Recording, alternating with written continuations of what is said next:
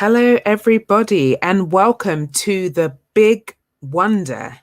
This is an event hosted by Passion for Evangelism, or PFE for short, and we are so thrilled that you can be with us this evening. PFE is a collective of people who are passionate about sharing their faith in Jesus with others. My name's Rachel, and I will be your host for this evening. The Big Wonder is an event that, after a challenging and isolating 18 months, wonder afresh about the world through weaving. Now, you may not have typically associated wonder and weaving with each other, but hopefully our special guest this evening will connect those things for us. So I would like to introduce Alex Lucas, who is a weaver and an artist. Hi, Alex. Hey, Rachel. How are you? I'm well, thank you. Yourself? Yeah, good. I'm a bit warm, but, can't complain. Thank you so much for joining us this evening and, helping us to wander through weaving. So this evening, you are going to teach us how to weave, but from like basic. So we're going to make a cardboard loom and you're going to teach us some stitches, and people can ask you questions about anything, about obviously what they're doing, like, oh, I can't do this stitch, help me. But also they can ask you questions about why you weave, about your story, about your faith, which I'm really excited about. It'll be great to hear a little bit about you. Tell us about yourself. Yeah. So the reason I do weaving is I've been trained in textile design. So that's what I studied at uni. And then I specialised in weaving, so I fell in love with it. I'll talk about that later. And currently I have my own arts practice and weaving practice, and I weave on an ancient backstrap loom. But my day job is working with ECCF, the Christian Unions, and my job is to basically help the students run their societies. But I also work specifically with art students, so help them think about how their faith and their work connect, and that kind of thing. But yeah, I'm based in London, and that's it. Brilliant. Oh, well, we're looking forward to hearing more of your story, but that all sounds really exciting already. And just for those joining us, so if you're joining us on Facebook or YouTube, please do, if you are making something and you want to share where you've got up to, please do post it to social media, and you can tag us at PFE Women. So that's PFE Women. Tag us on Twitter, tag us on Instagram. We would love to see what you're making this evening. Alex, I'm going to hand over to you. And I guess as people have questions as well, they can also put that in the comment section of Facebook and YouTube, and we can answer them as we go along. So over to you. Great. Well, I thought I'd start quickly by showing you some of my work. I'm just going to try and bear with me. I'm on my phone, so I need to work this out. There you go, back camera. Oh, cool. Yay. Okay, hopefully you can see this. Sorry for my mess. So this is my most recent work that actually is the same style of weaving as we're going to do tonight, but obviously way bigger, and it took a lot more time. And this is a piece for a special friend, some of you may know, called Connie. And all of this is made on my backstrap loom. So it's something that goes around my back, and there's tension that I make with my back, and it's connected to the warp threads are connected to kind of like a door post. So very primitive. And then these are some other things I've been doing recently as well. So I based these on some of my drawings. So you can see I've got some drawings here. So I usually draw with pastels. Trying to see if you can see them. Quite like nails, as you can tell. I did a manicure for you tonight. And then these are some other drawings I was doing, which are a bit more architectural. And then I translated that into some weaving as well. So it's kind of like embroidery weaving. So I quite like that one. That was quite fun. So these are all my little experiments I've been posting on Instagram that you can go and see. But so that's the kind of like things I've been doing. But tonight we're going to focus a bit more on kind of making a very simple kind of woven tapestry. So this is something that I made that you might have seen online, where we'll learn some basic stitches. So the tabby weave stitch there. So it's just plain weave with different colours. And then a thing called a raya knot, so kind of tassels. And then I think this is called sumac, like the herb. And a pile weave, which is, you can make little pom-poms out of it, like there. So let me just get myself onto the camera, the stand. So hopefully you have all your materials. So you need a piece of cardboard like that, and then you need a pencil or a Sharpie. I've got both just in case. Some sharp scissors. We're going to be cutting incisions. And then what else was there? I think there was an optional fork in case you want to beat things down. So that's just one from my kitchen. And then some yarns. So I've got some colours here that I'm going to reuse. And then a ruler as well. And I think that's it, actually. So hopefully that will make sense. So as you can tell, I did this one before. And we're going to make these little incisions 1 centimetre apart. And then we're just going to cut them in. And then do the exact same thing on the other side. And then we'll draw a little line knowing where our weaving starts and stops. So if you take with me your pencil and your ruler, even if you don't have a ruler, that's fine. Just kind of like roughly, I think you can see this, kind of like 1 centimetre apart lines. So I'm not going to bother doing that all to the end because it's, you know, a bit of a faff. But it can be roughly a centimetre. And then take your scissors and you cut kind of like 1.5 centimetres upwards like that. And you keep going down the whole way. I can see I've already not done 1 centimetre apart, but anyway. So keep going. It doesn't have to be perfect. Don't worry about it. And keep cutting to the end like that. Hopefully your cardboard isn't too thick, but it should all work. Better too thick than too flimsy. Okay, there we go. And then once you've finished, you basically swap round and you do the exact same thing on this side, but try and kind of align your cuts with each other, if that makes sense, because you'll basically be putting your warp threads through this cardboard. But it really doesn't have to be perfect, but just try and kind of roughly align them. So I'm going to try and do that. Mine's quite long, so can't quite see it, but there we go. I don't think mine aligns very well. That's okay.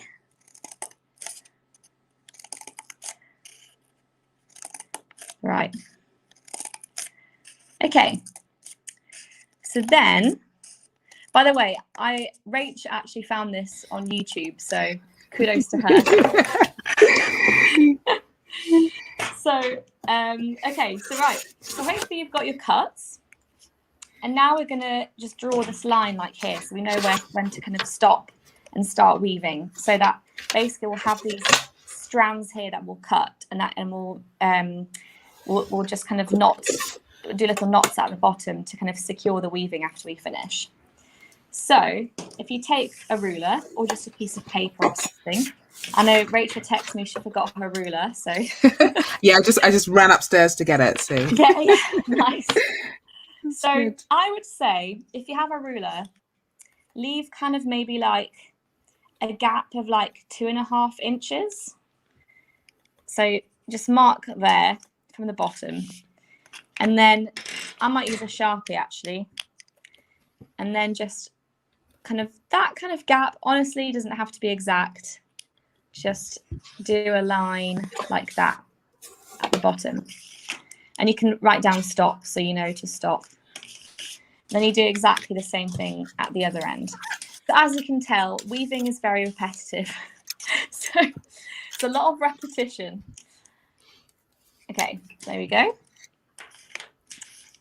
And then you do another line here as well. Great. And I'll write down stop this side. Cool. Alex, So can you just, can you just like recap on everything you've done so far? Yeah. So that we can. I'm glad you said that because I would keep going. Okay, so what we've done is we're setting up our warp. So so in weaving we have warp threads and weft threads. So warp threads are what goes up like this. It's kind of vertical lines, and that's what we weave into with the weft. But to create a good warp, we need to have good tension. So that's what we make. That's why we have a loom. So we made some incisions about a centimetre apart-ish at the bottom with our scissors, and then tried to mirror them at the top as well. And we created a line at the top and at the bottom with a bit of a gap between the end of the cardboard here and then same here. So hopefully that makes sense. Does that make sense to you, Rachel? Yeah, makes sense. Okay, great. Cool. Makes sense. So what we're going to do next is now we're actually handling some thread.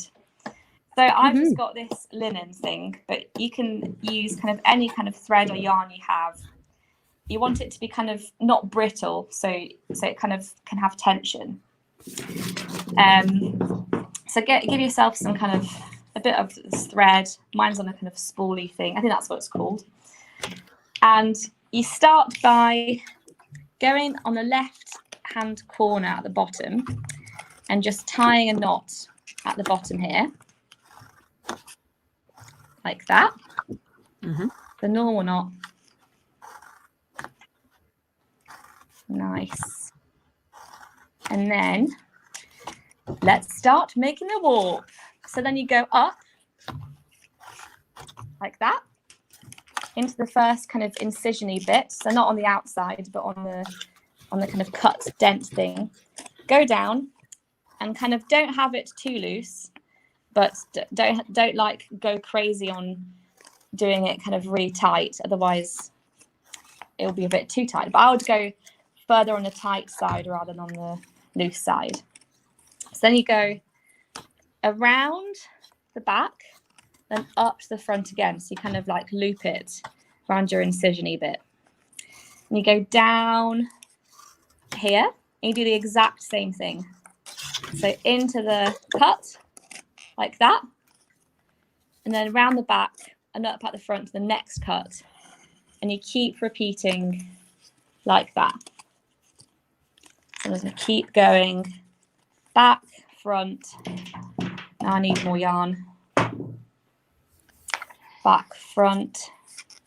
So go to the back, and front, and then the back, and front. Is that making sense to everyone? Yeah. Can you just, so you know the first bit, because I got a bit Yes. behind. So just, you know, the first loop. So can you just explain that bit again as well? This one here. Yeah, that one. Yeah. So literally, you just make a little knot at the beginning. So it's at the bottom. Yeah. And it's a knot to secure your warp. So this doesn't have to be fancy, just kind of to make sure it doesn't go anywhere when you're weaving. Yeah. So you do it at the bottom there, and you go up, and then back, front, and then keep going up and down the whole loom. Awesome. Perfect. Yeah. So I'm doing that. Nice. So yeah, so this is like probably the cheapest way of weaving ever, because everyone has got cardboard, so it's easy to have to get a loom. However, it might be a bit easier with an actual loom. Yeah. In terms of, I'm just thinking in terms of tension, does it have to be like, it's not super tight, it's, yeah, I'm just thinking how tight. So basically, mine, so I think I might have done it, actually no, mine is fine. So you want it to where it kind of is sticking off the cardboard slightly. So when you touch it, there's, I mean, you can't do that much because it's on a piece of cardboard, but there's kind of like a bit of it kind of bounces back a little bit. but not loads, because obviously you'll then bend your cardboard. Yeah, it's a little bit quite delicate. Yeah. Yeah, you'll work it out. Basically, you have to give it a try, and then it might be that it doesn't work, and you have to do it again. Yeah, but that's the beauty of weaving. Okay, so I got the end of my bit, and I still have some incisions left, but I only have one bit left here. So actually, what's the best thing for me is to just cut it. So you want to make sure that both your knots are at the bottom, just because it's a bit more tidy when you finish. So I'm gonna cut my yarn, maybe just like give it a bit of a length there so I can make a nice knot. And you do the exact same thing as you did on that side. So you make a knot here at the bottom to secure it. I'll do that.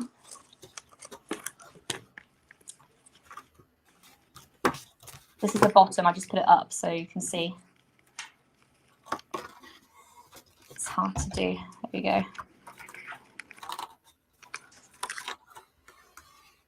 Nice. And then another one, just to make sure it's okay. Cool. I might just trim it because it's going to be annoying. Right, okay. So that's your warp made.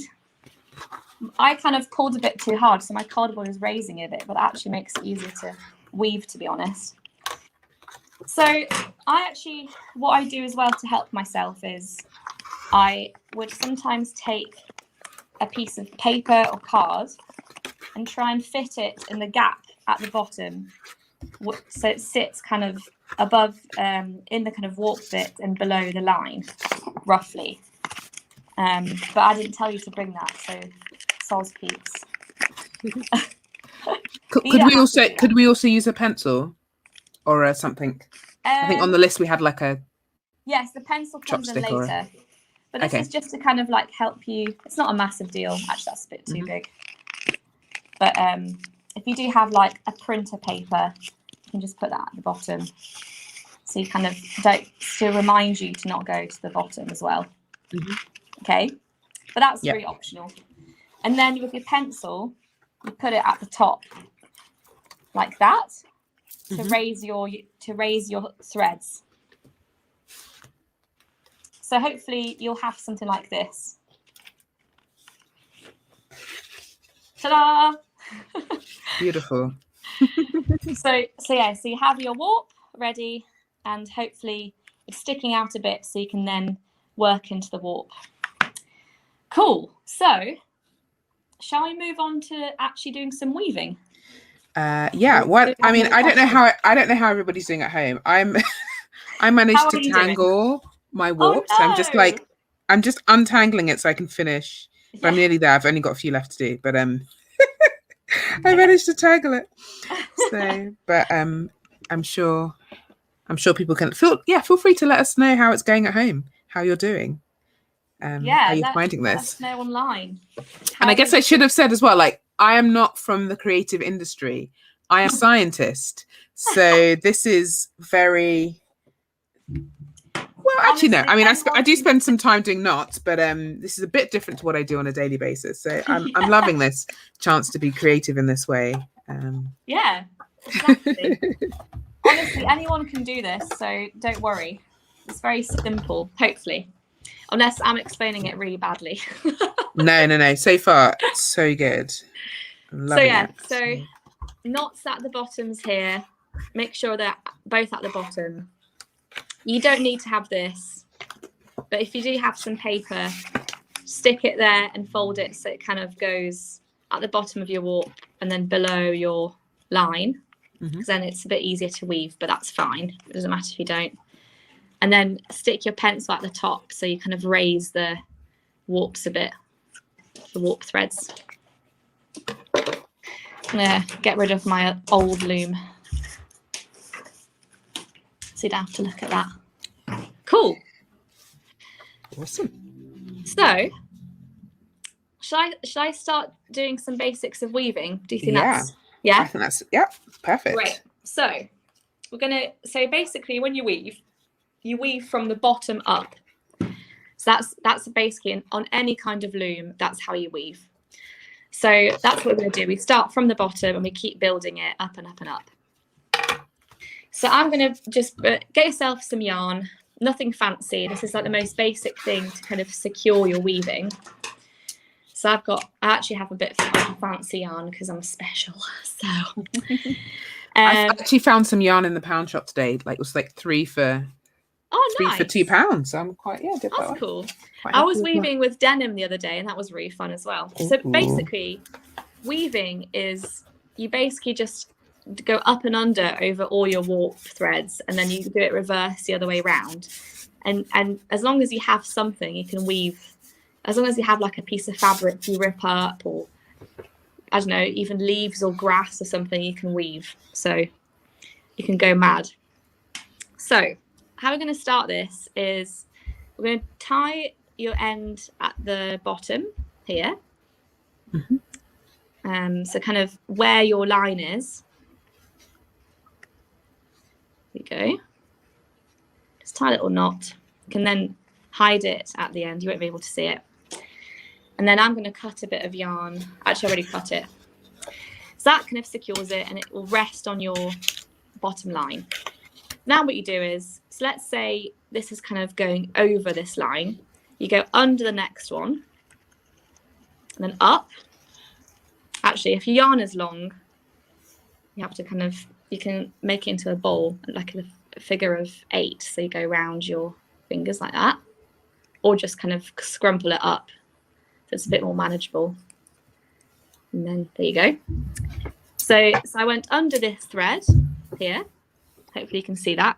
So now next I'm going to go over this thread and then under the next one. So it's see how this works. So up, under, over, under, over, next one, under, over, under, over, under, and then over and under. And you have done your first row. Woohoo! Yay! Amazing. You are destined for greatness. So we've done our first row here. So now what we do is we go back again. So from the right to the left, and now you go in the opposite. You do the opposite thing this way round. So this thread here, you went under.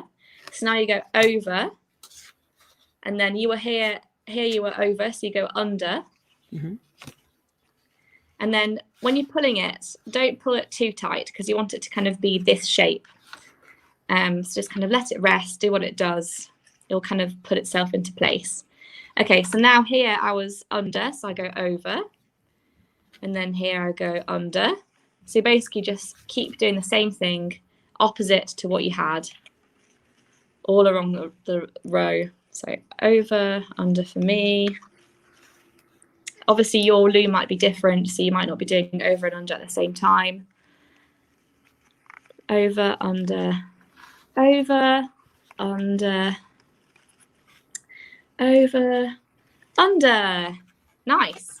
Okay, so now if you don't have the piece of paper, that's totally fine. You just want to make sure you are still on that black line there. So if you have a fork, you can kind of like beat it down a bit to make sure it's nice and neat, and then you can also beat it upwards from down there to make sure that it's kind of like nice and straight. So just from time, or you can just use your fingers, because actually this is quite wide, so you can just use your fingers. Okay, so now let's do another row. So basically this is quite repetitive. So you go over this one, under this one, and then keep going in the same way, over, under, over, under, over, under, over, under, like that. And then got a few more left, over, under, over, under. Also, don't worry if it's not very even. You can tell that all the gaps not so completely even on my weave, but that's fine. You won't be able to see it really because it'll be full of yarn. So then you kind of beat it down a little bit, And I might do another row and then we can learn something else. Okay, so you go over, under. Hopefully you get the hang of it. Have you got the hang of it, Rach? Yeah, I'm getting there slowly. I was sort of missed the steps. I had to go back, but what did you miss? No, and I missed, like when I was going through, I missed a Oh, yeah. So. Well, at least it's nice and big, so if you see a mistake, you can kind of see where you've done it, hopefully. How long did it take you to learn how to do this? Yeah, so I learned how to weave on like a proper big weaving loom. So actually you would have a machine doing some of, you would still use your hands to change the settings, but the machine would do a lot of the hard work for you. So you have to learn how different structures work and how they work with different yarns. So it's all quite technical, but I think I got good at it after like a year and a half. But this is quite, thankfully you can get good at this after a few hours, I think, so don't worry. Okay, so I've done my base of my loom, my warp, my piece. You could keep going, but I'm going to try and teach you something else. So I might cut the end here. Actually, I'll leave it dangling because I might use it again. And then I might take a different colour. So if you cut yourself some strands like this long, and we're going to do the tassels. So if you cut yourself a strand like this long, it's kind of like semi-thick yarn, I would say, or quite thick as well, because it might be quite cool with like thicker tassels. So if you have that, maybe I should need to kind of like zoom in a bit. I want a gorilla pod, so let's see how this goes. Okay, so two warps there. You've got your strand, and then you go round like that over two, and then you bring these two threads here that are dangling up through the middle like that. I don't know if that makes sense. Might need to explain that one more time. Yeah. And then you push it down. Okay, I'll do it again. So you have, let's see if I can do it more up close. So we have our two warp threads here. So these are the ones we'll be working on. And then we have, oh gosh, my camera's going. And then we have this strand here, and this is the middle bit here that goes on top. And then the threads that are on the sides both go underneath the strands, the warps, and then they go up through the middle of them from opposite sides. So you're basically making a knot like that. Okay. And you push it down. I need to even it out with my different bits. Like that. Yeah. I think that's how it works. There might be more fancy ways of doing this, but it seems to be okay. So then you can keep repeating that with maybe the same colour. So this is what I did here. And it's okay that it's above what we've just done. Yeah, that is exactly what you need. So you keep you're going basically from the bottom up. So you're building it from here, and it keeps going up. Yeah. So you can see I did. This is called a raya knot. So I did this on here, so it kind of goes at the bottom. You get these little tassels. Yeah. And it's exactly the same thing, but you just keep repeating it. So I'm going to do the exact same thing on the next one. So loop at the top over to the next two, and then under the next two under the same ones, and it goes to the middle of it, and then you push it down, and it sits on top of your weaving you've just done. Okay. I'm going to do another one like that. So over the next two, and then up through the middle with the two strands, and then push it down. Okay. So then you can keep going like this to the end of the row, the next two, the next two. And then what you can also do is basically you can kind of work on different sides of the loom when you're doing a tapestry like this. So I might take this different colour, kind of like more mustardy colour, and then do the same exact thing, but with these two strands in the middle here to kind of connect the weaving a bit more. So I'm going to do that like that. It's the exact same kind of technique, but the next row on top, and that sits there. So see, so I did these two there, and this is the next row. It's that one, and then I might do the same again.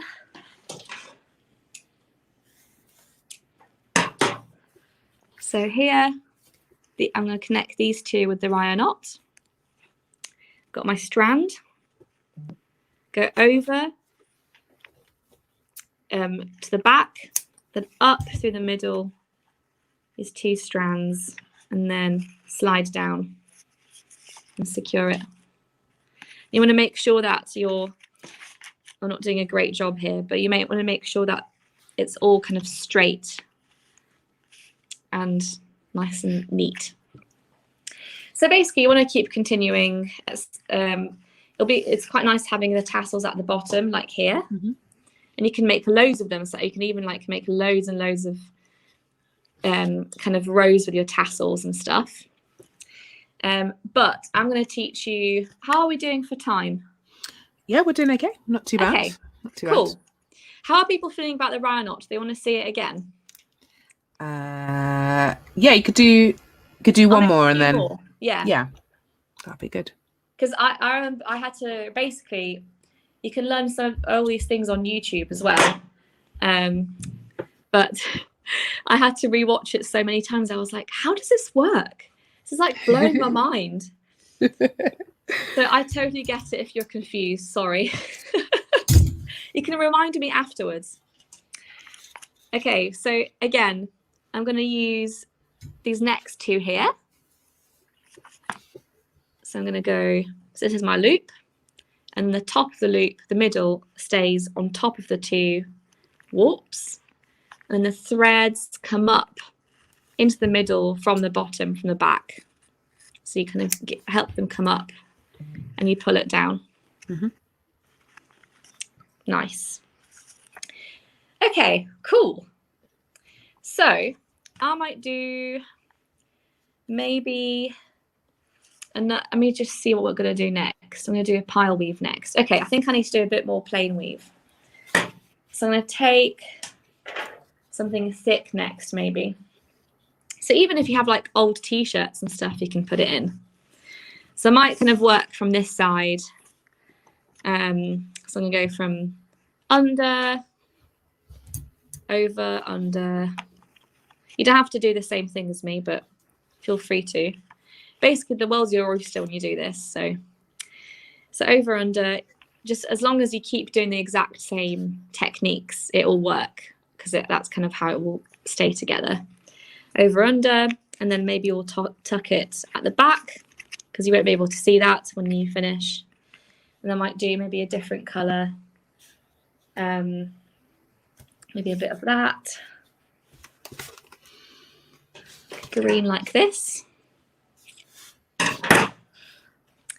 It's kind of roughly the same row. And I want to make sure. Okay, cool. So I'm going to go from this side.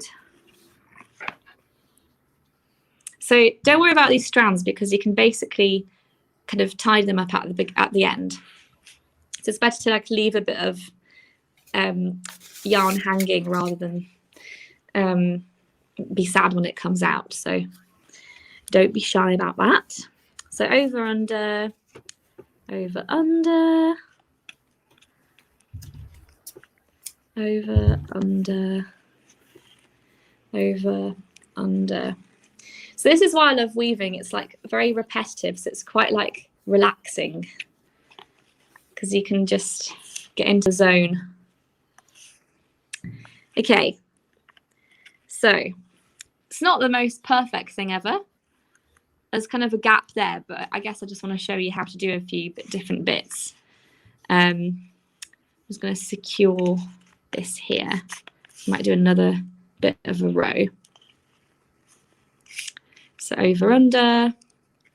So like last time, it's opposite threads. So see how here we were. So I'm doing the next thread here. So this was under, so we're going over. This is over, so I'm going under.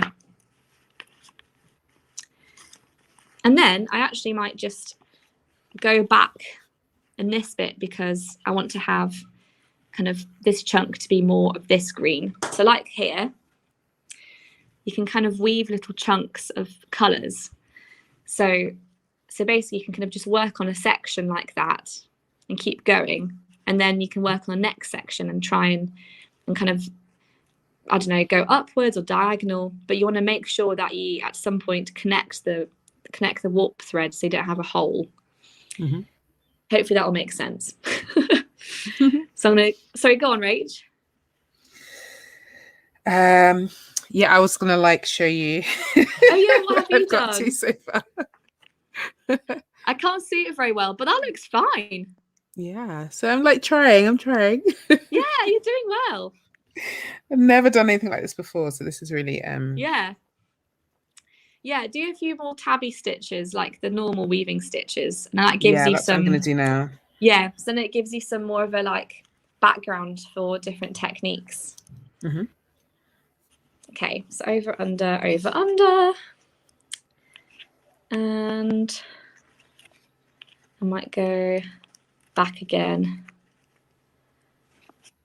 So yeah, so something is building. Mm-hmm. And you can even do this when you're watching TV. Okay, so this is what I've done so far. If I had time, I would have a few more tassels there, I think. I can always go back and undo it. So next thing we're going to do is, sorry if this is too much information, but a thing called pile weave. So this is where you can kind of make a pom-pom. So let me show you an example. So like on this big one here that I made, this is a pile weave here. We've got a little pom-pom. So you can kind of like put it in the midst of your weaving and it kind of sticks out and you can cut it and trim it and stuff. So I'm going to learn how to do that. Again, if like you're not at this bit again, you can rewind the video or kind of YouTube pile weave and then someone else can also explain it to you. Okay, so let me just get another strand. Cool. So I'm going to do it on top of here because there's a bit of a sturdy bit of weaving. So what you do is, actually, if you have an extra pencil, I'm going to take mine out because my warp is slightly raised because I did it a bit too tightly. But if you have another pencil or a pen, you need that, or like a stick or something. And you go from, I usually like going from the right-hand side when I do this because that's how my brain works. But you basically take it from, you go from underneath the work, and you can do this at any point in your weaving. So it can be like there or there, but you kind of need to have some weaving or tabby weave or whatever you've done to do this, to get to this point. So that's how I'm going to do it here. So you go from under and you go upwards like that. So you pull a bit of your yarn. So I'm going to just kind of like pull all the yarn I have and leave like a bit of it at the end. So what you do next is you place your pencil or your stick, you wrap it round just once like that, and then you go underneath your warp thread and then up again, and maybe hold on to the end so it doesn't come out. Okay, so there you go. So that's your first one, and then you do the exact same thing. You wrap it around your pencil like that, and then you go underneath your warp thread. So you basically, like, if you think about it, you're hooking it onto both the pencil and the warp, so it kind of like loops onto each. So you keep going like that, loop it round your pencil, and then underneath the warp thread, and then up through the work, loop it round your pencil, underneath the warp thread, and up. And then loop it round your pencil, and that's it. So I might finish there. And then what you could do next is you need to do maybe a couple of rows of tabby weave to secure what you've just done, and you leave the pencil in.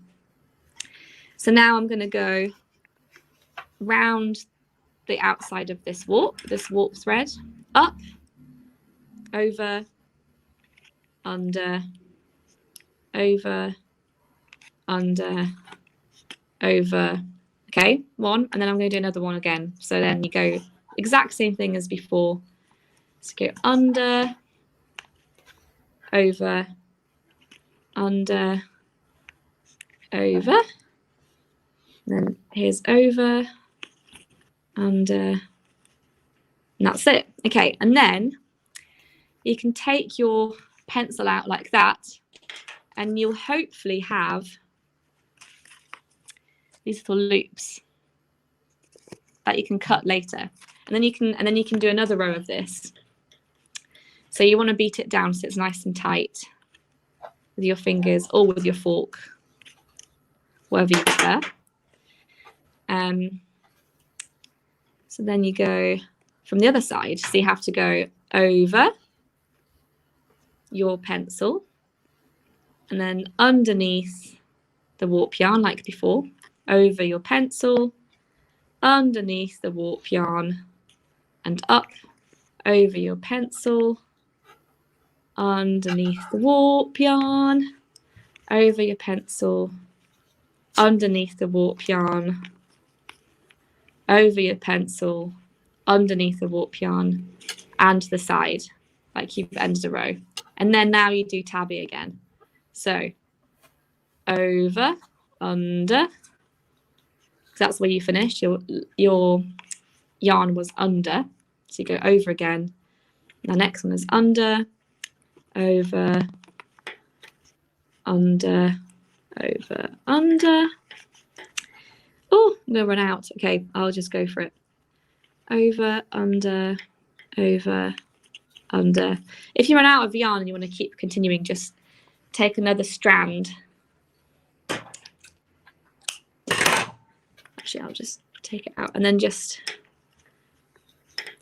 make a little knot, and then you can hide it within your weaving. So hopefully no one will see. I mean, no one's going to be looking for a knot like that, so it's cool. Over, under, over, under, over, under, over, under. So then you have your start of your pom-pom, and you can kind of like, sorry Rach, you might not be up to here, but I'll just go for it. Yeah, I'm trying. Yeah, no, it's good because you're repeating it, so it's like, okay, I didn't quite get the front bit, and then you've done it again, so I'm like, okay, now I know what I'm doing. So just sort of, you'll get the hang of it, everyone.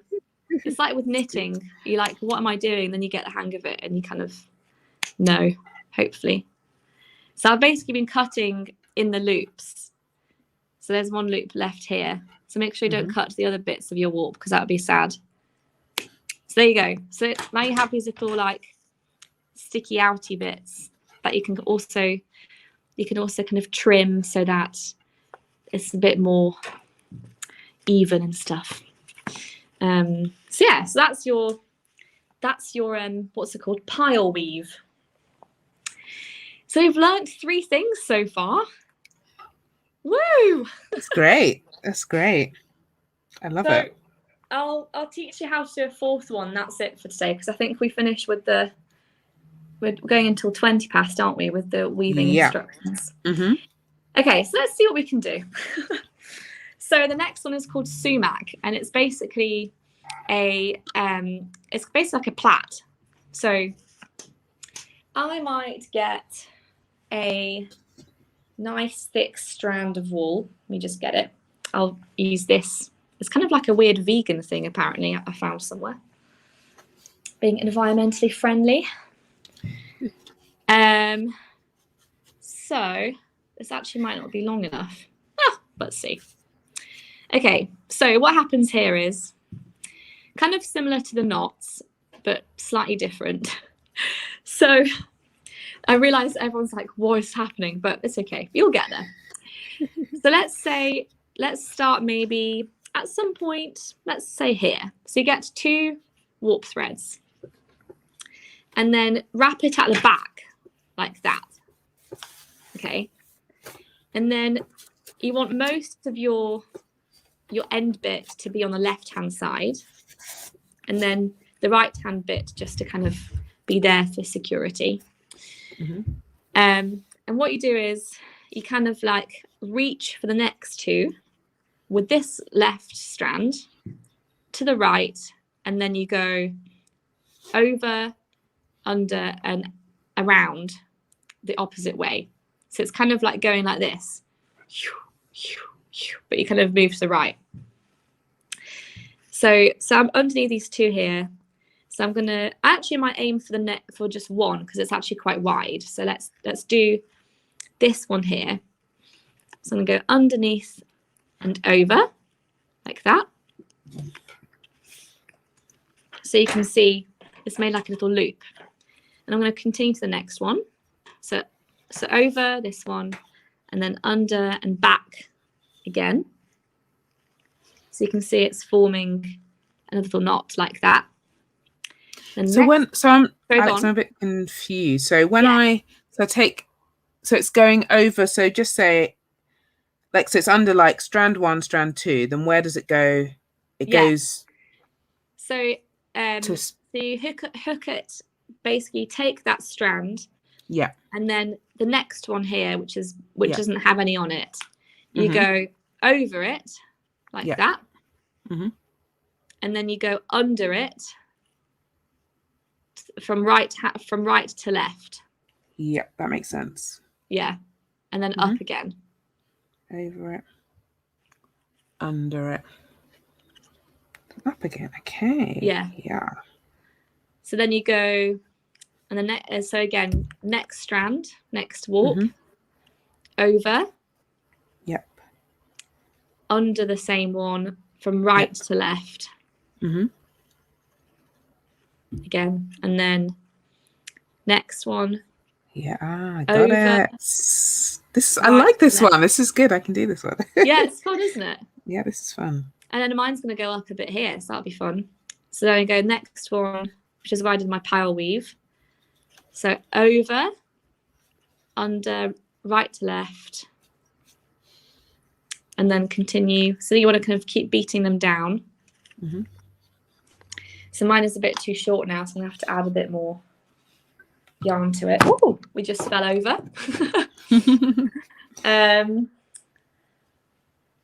me find it. Okay. So I'm just going to tie it.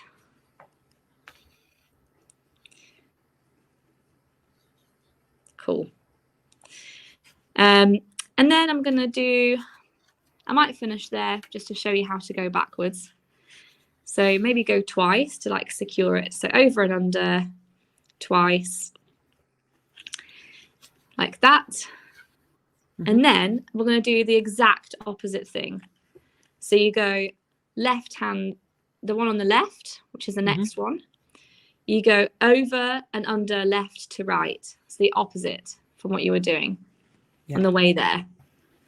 So next one is over and under the same warp thread, left to right. Okay. Over and under, left to right. So now you can see there's like a little plait forming. Like there.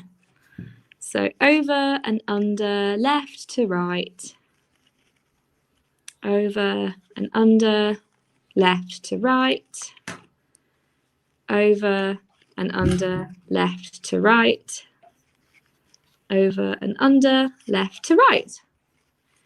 And I've done a sumac. Woohoo! So look at that. That looks quite cool. So now you have these kind of strands there. You can just pop it to the back. And you can tidy it up later. And you've got this one there. I would go over and under on the same thread again to just secure it. And then you can pop it to the back. Just hide it. And then you can keep going. So there we go. That's the 4 kind of basic weaving stitches that you've learnt today. That's great. I love it. So good. Thank you so much. Yeah, and keep tidying it up. So like mine has kind of gone a bit wonky. So I just need to kind of put it together a bit so it's a bit more even, as you can see. So the bottom just has to be straight. Yeah. So yeah, so I might make some more tassels actually, maybe from under somewhere here. But yeah, I'll have my camera on the weave so you can see me weaving. Brilliant. This is so great, Alex. Thank you so much. No worries. Great. So I guess as we are like weaving and trying out all these things that we have learnt from you, thank you so much. Please do, again, as I said, please do share where you've got to on social media. You can tag us at PFE Women on Instagram and Twitter. And we have a Facebook page as well. And if you have any questions, maybe you'd like Alex to go over one of the stitches that she's taught us, or you would like to ask her a question about weaving or anything, then please feel free to do that. Yeah. We would love to hear from you. We'd absolutely love to hear from you. So, Alex, I think it would be great to just get to know you a little bit better. And yeah, you did a fantastic podcast with Connie, who you made the piece of work that you showed us for. Yeah, I would just love to hear about how you kind of got into weaving. Like where did that come from? Where did that journey begin? Yeah. So basically I basically started weaving when I was at art school. So when I did my art foundation, usually when you do art, you do an art foundation to kind of test out what you're good at or what you enjoy doing. And I always really enjoyed knitting and drawing. And ended up applying to do textiles. And so I got to Central St Martin's, and we could basically look into different pathways. So I looked at, my favourite ones were print and weave. And then I ended up specialising in weave because you could kind of connect your kind of drawing with texture, and you can make quite pictorial weavings as well, which can resemble some of your drawings. So I kind of got into that, and I love I just basically just loved the weaving department when I was there. It was very inspiring. I love looms, so that's kind of how I got into it. It's great. And did you grow up in an arty home where everybody was drawing or doing things like that? So actually, there's some kind of artiness within my family. So I think everyone's creative, but my parents weren't necessarily kind of practicing artists or anything. So like my English nana is very creative and is a painter, whereas my mum's side of the family is a bit less so, or less creative than my dad's side. But yeah, I'm half English and half Polish, as I said in the podcast. And when I was at school in Poland, in Polish-speaking school, there was a lot of emphasis on academia. And yeah, so when I moved to the UK when I was 14, I saw all these amazing sketchbooks that everyone was doing. And I was thinking, oh my goodness, I didn't know this was possible. So that's kind of when it all started, and I got excited about it. And I loved spending time in the art department because it kind of, as you can imagine, moving at the age of 14 is quite confusing. So culture shock. I kind of used it. Yeah, exactly.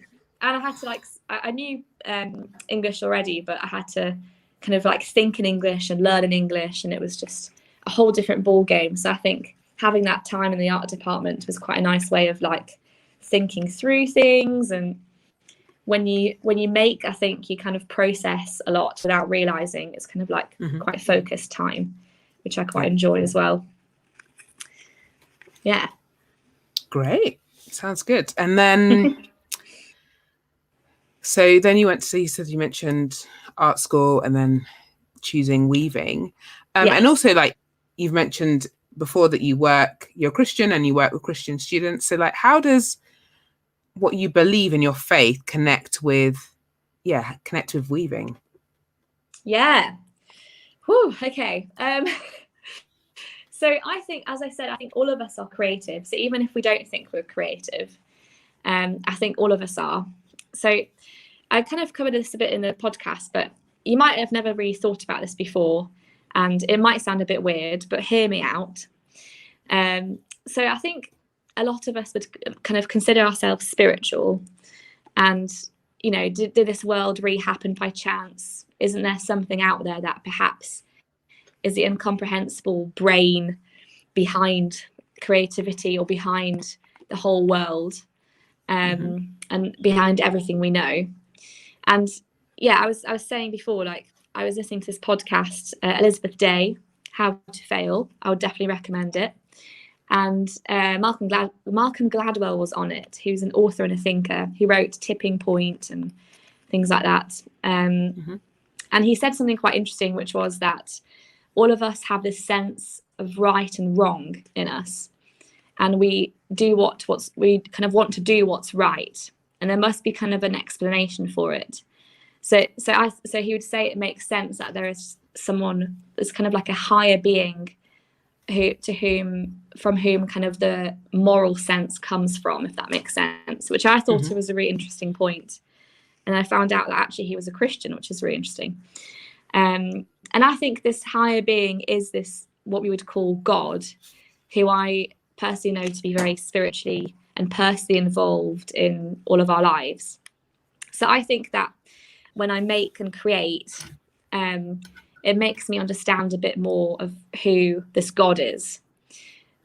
Because if you've ever kind of picked up a Bible, or if you've been to Sunday school when you were younger, we kind of learn about this creator God. So you know, whatever you believe about how the world was made, if it's evolution or anything else, the Bible has this kind of poetic account of the creation of the world, which is really beautiful in the Bible and worth reading. Might not necessarily be completely factual, but it shows the character of this creator God that we see in the Bible. So he speaks things into being, and so it's very clear that this God is behind the creation of the world. So we see him making the world. He kind of, you know, if this God is real, he chooses to reveal himself as a caring and detail-orientated artist, in a sense. So we see him making different things, and there's kind of like this is actually what I do with my students. We kind of go through the creation account and see how creative God is in this account. So we see him reflecting on his work at the end of the day. He paints kind of like a background almost, metaphorically, obviously. So, like, for example, he would make light and dark, then fill the light with the sun and the darkness of the moon and stars. So he kind of creates like a background first and fills it with more richness, which is actually how you create. Like, for example, we're weaving, we're doing like a background of something and we fill it with more detail, just like with anything. Or, you know, he reflects on what he's done at the end of the day, just like we would do with our work, and think, oh, is it actually good or is it bad? And God does the exact same thing. He's methodical. He kind of rests at the end of each day. So similarly, when we work, even when we're not making creative work, we need to rest so that we can kind of like reflect on what we've done and kind of feel better about it the next day. So yeah, there's like lots of things in there. But yeah, anyway, that was a long answer. But I think my weaving, my creativity, dare I say, all our creativity reflects and kind of points to this bigger creator, and it connects us to his world and to each other as well. No matter our background or where we come from, we all have this in common, I think, which is really cool. So yeah, so a very long answer, but No, that's great. And I guess, yeah, I guess when you went to art school, did you always feel this way? Like, oh yeah, this is how I feel about how my, my love of art and connects with my faith. Like, yeah, I can't say I always felt that. I think actually a lot of us are kind of disconnected from thinking about kind of our maybe like faith side or spiritual side with our work. So actually I think it's something I had to learn over time, thinking that it's quite a holistic thing, that I think about God as someone wanting to be involved personally in everything I do. But yeah, it's something that I had to learn. So for example, how do I see God in my work, or how do I kind of day to day, how does it actually look like? So for example, like I've learned, this is something we do with students as well, like we learn how to take care when we make, so considering things well. So as a weaver, for example, why am I choosing these colors? It's something that's making can be quite, and creating can be quite intuitive and kind of almost spiritual in a way. And so this is actually what in kind of creative intuition is what we learn at university, at art school.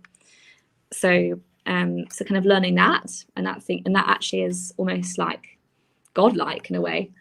So things like, as a Christian, can I pray about my work? And that includes my creativity. And why not, as a Christian, I can pray to this God who made creativity, and everything that we work with he made. So why not pray to him for ideas when I'm having a creative block? So that's kind of like practical ways of how I would see it. But yeah, it's definitely something that has developed in my thinking, rather than I was like, yes, right, this is it. This is how I yeah hopefully that made sense. Yeah, no, that makes sense. Yeah, and if you have a question that you would like to ask Alex, please, again, if you're watching on YouTube or Facebook page, please do pop a question, and then we can see those and ask them to Alex. So I guess you've talked about, I guess, how God, I guess, influences like you, or helps you think about creative things. But what about in the creation of your work itself? Do you see God, I guess, in that process? Or yeah, I think it's, I don't think I would say I would see God in every process. It's more like it's more like you kind of, it's kind of, when you work and you are creative, you are just processing, I don't know, what you're making, things around you. It's kind of contemplative. If I'm doing something where, sometimes it can be quite mundane, I'm just doing something based on a picture. So like, how do you involve God in that? So yeah, through praying, sometimes through just kind of my work can be quite meditative, as I said, with weaving as well. It's quite repetitive. So yeah, so it's kind of, you get into a space where you kind of can really think about stuff, or it's calming, and all of that is I think kind of pointing towards this beauty of this God. And when I remember to think about that, that's kind of hopefully what I would think. So and yeah, it can, as I said, like being creative can be quite hard work sometimes, but as a Christian, I kind of know that actually God really cares about how I do things and how I approach things. And so actually sticking to things, carrying on, not just giving up is quite good. So it's kind of almost more about your attitude in a way, rather than necessarily a I don't know, a theme, if that makes sense. So it's kind of like how you do it, I think, matters to me. And I think matters to God. That's how he, when God created the world, he didn't do things ad hoc, or like kind of in like a kind of lazy way. He was wanting to take his time and really care. So I think that's kind of how I would. I don't know. I think there's a lot to think about still. So yeah. And yeah, like when you weave, how does weaving make you feel? Because you've like talked quite a lot about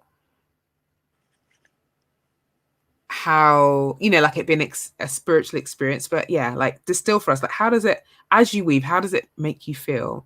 Like, is it always like that? Is it, I don't know, does it come and go? Yeah, no, it's just like anything. If you are creative, you have like a blank page in front of you, which is terrifying. And then you have to give it a go and just do it. And then that's almost quite freeing. You're like, okay, right, I need to do something and do it, not worry about it. And actually, once you start playing and testing things out, it becomes a bit more enjoyable. But yeah, so I would say that's how it makes me feel. And then it's just like, you know, the satisfaction of finishing something, someone else enjoying it. It's really great. So that's what I love about it. And then you get into like a zone where you're like, yes. I mean, not with everything. You're like, yes, this is looking sick. But yeah, it's not always as straightforward. Sometimes you have to kind of battle quite a lot to get there. Yeah. So I hear that. Yeah. So tell us. I hear that. So you've been obviously doing this for a while. You have your own practice. Yeah, tell us about some things that you've done that are really interesting, or pieces of work that you're really proud of or really enjoyed doing. Yeah. Oh, good question. So I'm really proud of. I'm trying to think what I'm really proud of. There's a lot of things I don't like. So I've really enjoyed actually doing this latest piece, like I showed you, because it was very different from what I've done recently, and it's quite like organic, and it's very nice to touch. So I really like that. And can you like explain us a little bit about like what is the piece? What does it show? Oh yeah, is it of something? So it's basically a pond in the English countryside, so you can kind of tell. Nice. There's leaves and things. So that's basically it. It's just like nice textures. And I went to a really nice yarn shop and got a really nice yarn, which is actually what I'm using now, because it's kind of some offcuts. And then some yarns I dyed when I was a student. So I was just reusing those. So kind of different colours. So yeah, I really enjoyed that. It took me a very long time. That was like maybe 15 hours. Wow. So yeah, not short. And then I actually don't have any with me, but if you go on my Instagram, I collaborated with a girl called Chloe Baines, and she's a fashion designer and had her work in Selfridges recently. And I wove a lot of samples for her, which were made out of tents, recycled tents from festivals. And yes, that was cool. It was like, you know, sustainable, and it's really interesting seeing my work on a body rather than like a piece of art. I mean, obviously a piece of art can be on a body. But that was really interesting seeing it in a different context. I really enjoyed that. And then she was showing it at London Fashion Week this week. So that was funny seeing it in like a video with people dancing in it. It was yeah, I was like, whoa, I haven't seen my weaving in this context before. So that's kind of my favorite things so far.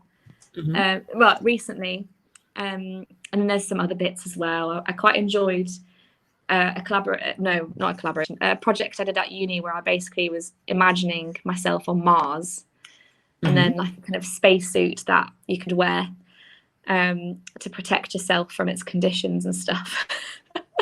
Which is a bit bonkers, but it was great. So love that. I had a lot of fun with that. That's great. And how can people connect with you on social media? You're on Instagram. You have a nice Instagram page. Oh, thank you very much. I need to actually post on it soon again. Like I've been a bit off Instagram recently, but yeah, if you go onto @Alexandra @double_Lucas. You'll find me there. Great. And yeah, watch the space. Hopefully there'll be more posts soon. Woohoo! Exciting. That's really great. It's really great. And where does, like, do you have a secret love of like sci-fi? Is this where the Mars? Yeah. I basically love stories. And yeah, sci-fi is part of it. It's quite fun, like dreaming about the future. And I think what I found interesting was weaving for the future, kind of like using very traditional craft for like futuristic design. That's kind of what got me going actually with that project. I think I would like to revisit that at some point as well. Cool. That'll be quite fun. Yeah, but we'll see. Now, love it. Now, in your podcast, you told us about other things that you love. Can you explain the whole plain beige coloured foods? Oh yeah. Yeah, I basically, if you're Eastern European at all, you'll know that we love beige food. So basically, I grew up on lots of like potatoes and salt and pickled things. So that just holds a really special place in my heart, and I just love like well salted snacks, and so crisps. And yeah, I just have to make sure there's some umami in everything I eat, which probably is quite a bad thing, to be honest. But yeah, however, I don't really necessarily like weaving with beige things. I usually weave with very bright things. This is very muted for me, actually. So this is more like me, this colour. I was going to ask if you've done any like beige snack related weavings. So actually, yeah. So I've been looking a bit at food and like nostalgia with food for me, just because I think in the pandemic we have been thinking a lot. I don't know, we've been feeling a bit more nostalgic than usual. So yeah, so I was kind of wanting to weave some Polish dumplings called pierogi. So that's my next thing I want to weave. Nice. And that'd be quite fun as like a cushion or something, like a dumpling cushion. I love pierogi. So yeah, I would love that. I have, yeah. Not in, actually, I first had them in Canada actually. Oh, cool. And just got obsessed with them. So I look forward to that. I look forward to that piece of work. It's great. It's great to hear. It's great to hear the things. Yeah. So what inspires you? What kind of things inspire you? Yeah. When you are creating pieces of work? Man, I think just like anything really. It's like what I'm reading at the time, what I'm thinking about, different conversations with people, and basically like kind of everyday life, objects, things I enjoy. I've always been interested in stories though, and different people and narratives, which I've been doing slightly less of, but it'll be really fun to revisit some of those things as well. But yeah, it's I don't know, or like some things I see, so maybe like visually something inspires me a lot, or I don't know, I find some piece of yarn I love and that inspires me. So it's basically anything and everything that gets me excited to make something. Like I'm just like, right, this is it, let's just do it, because if I'm feeling inspired, I need to use that. That's great. How's your weaving going today? Yeah, can we see like I can't see the bottom. I want to see your extra tassels that you did, and I'll show you how I've got on as well. Let me show you. Okay, so I've basically just been working on this bit here and connecting these two colours, and put a bit of that in there, doing a bit of more pile weave. I haven't done more tassels actually. I quite like this thing here, so I just put it in there. But I think I need more tassels. It's looking a bit sad down there. Yeah, how's yours looking? Yeah, I'm just learning how to do lots of different stitches. So I'm trying to do some sumac. Oh, nice! Look here, at that. and I did a bit of extra, like just sort of normal weaving there. So yeah, it's quite fun. Yeah, nice. I'm Just to happy. let you know, this little piece took me like 3 hours.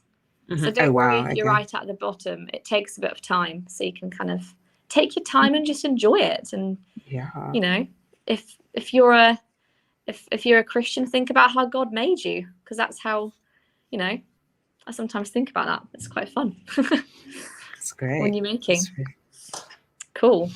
Yeah. So if you have any questions for Alex, or you'd like her, you've got any questions about your weaving, please do pop them in the chat on YouTube or Facebook, and we can answer those as well. Yeah. This is great. So Alex, the thing I got stuck on was the pile. Oh yeah, that's what I'm doing now. So can you just explain? I'm going to get some thread ready because I would Yes. really love to learn how to do that. Of course. Let me show you. Again? So I'm gonna attach a bit more thread because I need a bit more. So there we go. Da, da, da. Okay. So hopefully it's come. Yeah, you basically take a yarn that comes from the back of your weaving up at any point in your weaving. Okay, let me just sort that out. Just yeah. do a new bit of weave. Nice. Good. Okay, yep. So then you get a pencil. You put it where you're going to weave, and you wrap this piece of yarn round your pencil, like that. So it goes over and under the pencil and up to kind of tighten it. So you kind of hook it, and then so it goes around the back. That's what I. Yeah, so it goes around the pencil. Okay, that's what I was. Like that's that. where I was. Yeah, and then you. Oh gosh, I just like pulled it too tightly. Then it goes up, and then you basically go under the next warp thread, and you like hook it from the back to the front, like that, and it goes up. See, it's coming up again, like before. If that makes sense. Under the next warp thread. Yeah. So under it, and then up through the work, and then again over your pencil in the same way as before. You wrap it around your pencil, and then you go underneath the next warp thread, and then bring the thread up through the weaving from underneath the warp thread. And then you wrap around your pencil again, and then underneath the next warp thread again, and up again, and then wrap it round the pencil again, and then underneath the next warp thread. Boom. And I got to the end of mine. You can kind of like keep it small, whatever. And then you basically do a few rows of just normal weave. So over, under, like usual. Yep. So that's what I'm going to do. So you basically want to secure what you've just done so it doesn't kind of get loose. That's why you do that. And then again, over, under, opposite to what you just did, like we've learned, hopefully. Over, under. And then I might do another row just to make sure it's secure. Like that. Cool. And then kind of push it down with your fingers. And then you can pull out your pencil and you've got little loops. Hopefully, just like mine. So you'll have less loops than me because you just did one row. And then you repeat the same thing. That's great. Okay. Yeah. Does that Cool. make sense? I think so, yeah. Cool. Yay. Also, this just takes practice. So I think this is one I'm going to have to practice for sure. yeah. So don't worry if you don't get it. And if you just basically Google it, there'll be people who you can like pause and restart different people doing this. So hopefully you will learn. Yeah. Yeah. It's awesome. Thank you. Thank you. No probs. I hope. Cool. So I'm just going back again. I just did another row of pile weave. And I'm going to secure it with 2 rows. But yeah, once you get the hang of it, you can literally just like, you know, watch TV, listen to another PFE podcast and weave.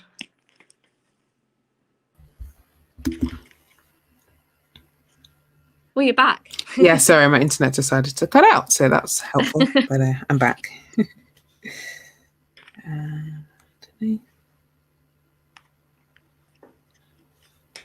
Nice. That's good. Cool. Awesome. I'm going to finish with mine there.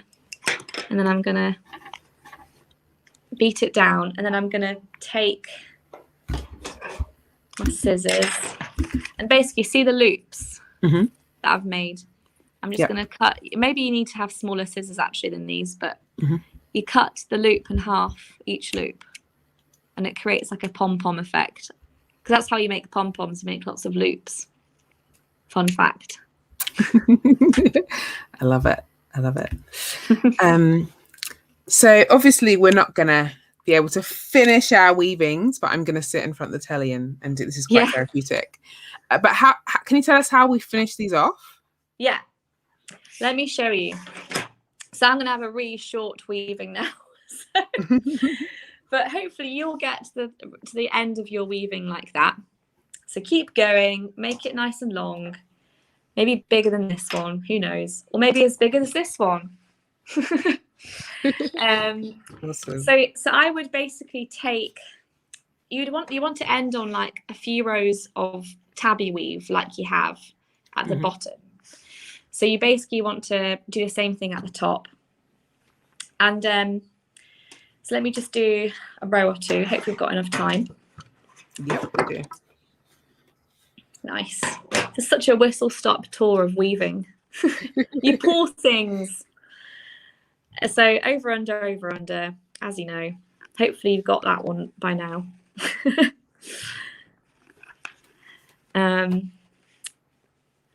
So I would ideally do like quite a few of these, just to maybe 4 or 5, maybe 6 rows, just to make sure it doesn't come apart. So I'll just do 2 rows. So over, under. Also, there's a massive gap there, so you would have if I had time, I would have definitely woven in there. So do not do that. You don't want any holes in your weaving like me. There we go. Okay. So let's say you had no holes and you did this another 3 times. So what you do next is you lift up your little tassels. You deal with the bottom first. So you cut at the end, you cut kind of each strand at the bottom like that, as low as you can, so it's as easy as possible. Can you see that? So keep cutting.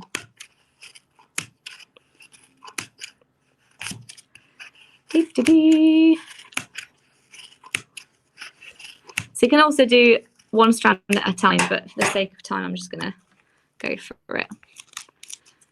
So then you kind of take them off a bit like that. Actually, I don't need that one. There we go. Okay. So you basically have all these, and this is your warp. So you take 2 at a time and you just knot them.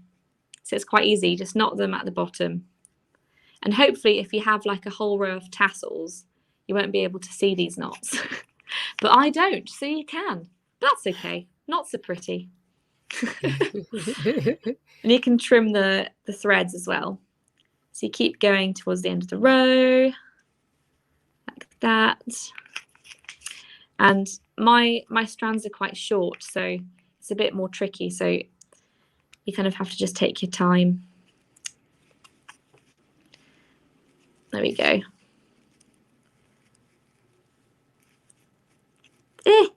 Struggling here.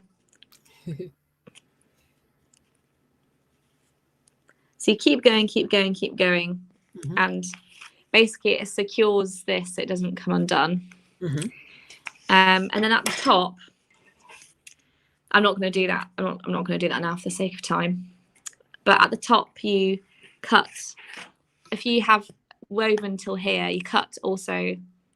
Actually, I think you can unhook it as well. But yeah, you cut here these strands.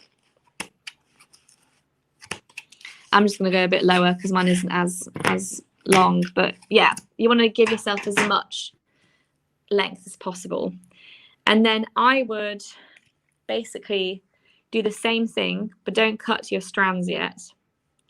So I'm going to do this row just to show you what to do next. So it makes sense. Might need to just move over a little bit so we can see your knots. Thanks. That's it. Perfect. Thanks. I'll stop looking at the camera then. So actually probably should have tied this first. So you want it nice and tight. Actually, I'm just going to do it all because otherwise it will all come apart and that'll be sad. Okay, and you're doing the bottom. First. Yeah, I'm doing the bottom first. There we go.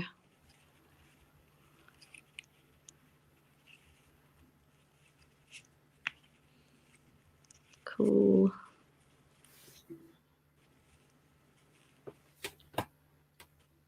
How's yours looking, Rach? Let's see it. Yeah, it's looking. I was trying to do I still got pencil in it because I was trying to do the. Oh yeah. Wow, but it's okay. Yeah, I like. Yeah, so I've got a little sumac which I might finish a bit later. I've got like another row on top. Yeah, I need to finish of the sumac. Yeah, I've just enjoyed like, and the tassels. I want to maybe do some more tassels at the bottom because I really enjoy doing that. So yeah. Yeah, I love the sumac one. It's fun, isn't it? So yeah, I think I might do a few. I think it's probably my favorite stitch, and I want to learn how to. I'm not quite there with the pile, so I'm gonna watch some YouTube tutorials. Watch this back as well, so I can get some ideas about what I need to do. Yeah, that's good. So you're tying the 2 at a time at the top. Yeah, I am. That's great. So you don't want it to be too tight, but tight enough that it's all in place, so it kind of doesn't come apart. Yeah. Ignore the glaring hole. That is awful. Don't do that, folks. You can do better than me. So I don't have. So next thing is at the top, you'll basically get like a stick or a twig. So I have a massive stick that I need to actually cut. So you want to get something that's kind of like a good width, so it looks good. But I'll show you what to do, and you can hand and get up in your house. Nice. Yeah. So if you have like an uneven number of strands, don't worry. Just use one of the last ones you did.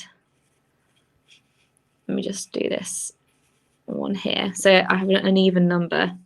So I'm just going to use the last one I did and just tie it in the same way. So again, you can find this on YouTube, and I can send a link or something. So this is like, this looks so weird because it's such a weird length. I don't know what I'm going to do with this piece. So basically, if you have a stick, you do the exact same thing as you just did with tying the strands, but you tie it around the stick. So it's massive. So you go. So actually, you could do it from the back, because then no one sees the back. unless you like the back of weaving, which is quite fun. So you basically tie it around the stick the same way, and you try and like get the knot so it's at the bottom of the stick. So you just move the knot down, and then you knot it at the bottom, and you keep doing it with all the strands all along the top. That's great. Yeah, like that. Brilliant. This is like the weirdest weaving I've ever done. It's kind of cute. So that's the idea. So you kind of keep going, and then eventually all your strands will be at the back, and then you can cut them so they're short and hidden. And then things that stick out, you can have like a tapestry needle, or just tuck them in or something, if it's a thick one, into your weaving to make sure it doesn't come up from the other side, to kind of tidy it up a bit. And then these strands will be like on the left hand side, and then you can kind of like hang it on the wall. Beautiful. Love Such it. a mess. No, it's great. Thank you. Thank you so much, Alex. I'm really excited. I've learned a new skill. I mean, lockdown so much of it has been about learning new skills and doing new things. So yeah, thank you so much for being with us this evening and sharing your story. It's been so great to have you with us. And I guess the final thing I wanted to ask you is, in a world where there is just so much awfulness going on at the moment, how do you see beauty and purpose through what you do, through your faith? Yeah. Ooh, what a question. Yeah, that's a good question. I think so what I've been reading this really awesome book called Art and Faith by a guy called Makoto Fujimura, as part of work and with people I've been seeing as part of work. And he has this really good point where he talks about how the fact that God didn't really need to make this world to be beautiful, and he chose to. He did it out of love. So if you were to look at the Bible more, he chose to make you and me to be his people, and that is out of love as well, because he is love. That's everything that we know that's good comes from him. And in the process we messed up and became selfish, and the whole Bible is basically a story of love, of this creator God who wants to kind of bring his people back to himself, to have a relationship with him. So so all of this beauty, our desire, we all have this desire to like see beauty, to experience something sublime like nature or art or whatever, and we have this desire for purpose, like he said. So this all shows that we are made to be in this relationship with this God from whom all of this comes from, this beautiful and sublime being, basically. So yes, everything we think of as beautiful came from him. So why wouldn't we want to think about understanding this being more? Especially when the whole of history revolves around him. So I think it's like everything that's beautiful and purposeful points in the end to this kind of being who is the source of it, which I think is really cool. So whenever I personally see something that, if it's like nature or art that's particularly like wonder inducing, or like whoa, you kind of, I think that really points to who God is, because that's who he is and what he's made. I don't know if that makes sense, but hopefully that's brilliant. And I think that's a fantastic point to end on this evening. Thank you so much for joining us. If you're joining us live or if you're watching it back, I hope you've enjoyed weaving with the amazing Alex Lucas. Do check her out on Instagram, Alexandra__Lucas. She's got some amazing pieces up on her Instagram. So we are PFE Women. We're a collective of people who love sharing our faith in Jesus Christ with those around us. So I hope you've enjoyed this evening. Please do check us out. We're on social media, so at PFE Women. We also have a website, so pfe-women.co.uk. Please go on there and check us out. But it's been wonderful to be with you. And have a great evening. And hopefully see you at an event soon. Bye. Bye.